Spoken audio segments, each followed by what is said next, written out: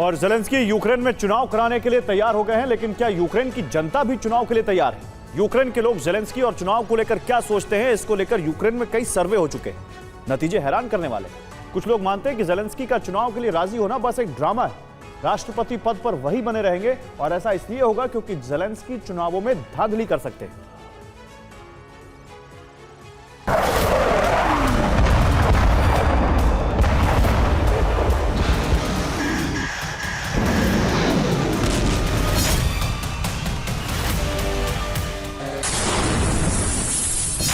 इन धमाकों के बीच क्या यूक्रेन में चुनाव कराए जा सकते हैं? क्या युद्ध के बीच चुनाव के कैंडिडेट अपना प्रचार कर सकेंगे? क्या लोग वोट देने के लिए घर से निकल सकेंगे?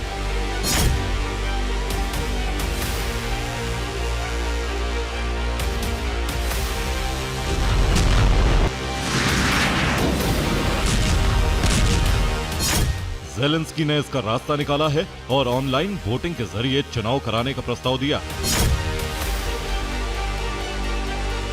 चुनाव को लेकर दुनिया ज़ेलेंस्की की बात तो सुन चुकी है, लेकिन यूक्रेन के लोग क्या सोच रहे हैं, ये कई मीडिया रिपोर्ट्स के जरिए सामने आया। सबसे पहला सवाल है कि ज़ेलेंस्की के सबसे बड़े प्रतिद्वंदी कौन होंगे? एक सर्वे के मुताबिक ब्रिटेन में यूक्रेन के राजदूत और पूर्व commander in chief Valery जालुजनी Zelensky को कड़ी टक्कर दे सकते हैं।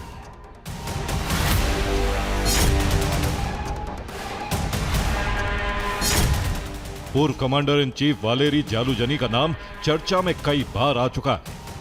जालुजनी अमेरिका, ब्रिटेन और यूरोप के भी पसंद है, इसलिए यूक्रेन के लोग जालुजनी को चुन सकते हैं। यूक्रेन में एक सर्वे भी कराया गया जिसमें पता चला कि पहले राउंड की वोटिंग में ज़ेलेंस्की को 22% वोट मिल सकते हैं, जबकि जालुजनी को 21% वोट मिलेंगे। दोनों के बीच अंतर बेहद कम नजर आता है, लेकिन मुकाबले में जालुजनी को ज़ेलेंस्की के 36% वोटों के मुकाबले 64% वोट मिलेंगे और उन्हें निर्णायक जीत हासिल होगी।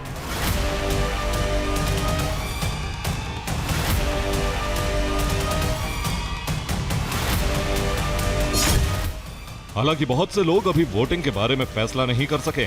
अगर जालुजनी चुनाव नहीं लड़ते हैं तो दूसरे राउंड में ज़ेलेंस्की का मुकाबला मिलिट्री इंटेलिजेंस के प्रमुख किरिलो बुडानोव से होने की उम्मीद।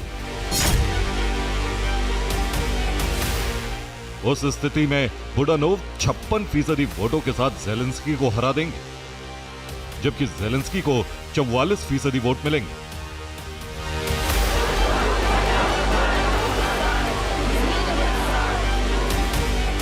हालांकि यूक्रेन में इस वक्त भ्रष्टाचार का मुद्दा है। एक नए पोल के मुताबिक 10 में से 4 यूक्रेनियन मानते हैं कि ज़ेलेंस्की एक बड़े भ्रष्टाचार स्कैंडल में शामिल, जिसमें उनके एक पुराने सहयोगी भी शामिल।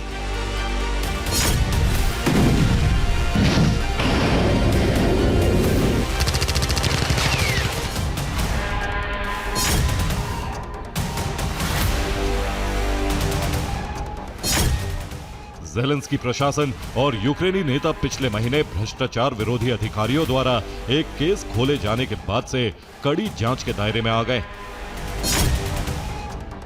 इसे लेकर यूक्रेन में एक सर्वे कराया गया।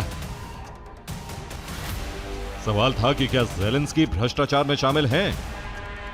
38.9% लोगों ने माना कि ज़ेलेंस्की भ्रष्टाचार का हिस्सा था, जबकि 29.3% लोगों को लगता है कि उन्हें पता था लेकिन उन्होंने सीधे हिस्सा नहीं लिया। 18.8% लोगों का मानना है कि उन्हें पता नहीं था और 13.1% लोग तय नहीं कर पाए।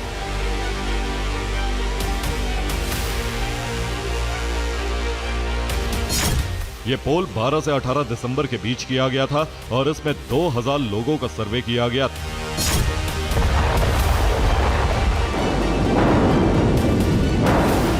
यूक्रेन में भ्रष्टाचार का पर्दाफाश होने के बाद कई मंत्रियों ने इस्तीफा दे दिया, जिनमें ज़ेलेंस्की के प्रभावशाली चीफ ऑफ स्टाफ एंड्री येरमेक भी शामिल, जिन पर आरोप था कि उन्हें इस भ्रष्टाचार की जानकारी थी।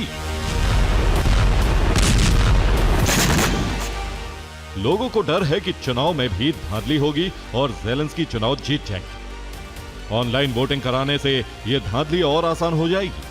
यूक्रेन में इस पर भी सर्वे कराया गया। जिसमें सवाल था कि क्या चुनाव ऑनलाइन वोटिंग सही फैसला है। 44% लोगों को ऑनलाइन वोटिंग का विचार पसंद नहीं है। 31% लोगों ने कहा कि ऑनलाइन वोटिंग सही प्रक्रिया है।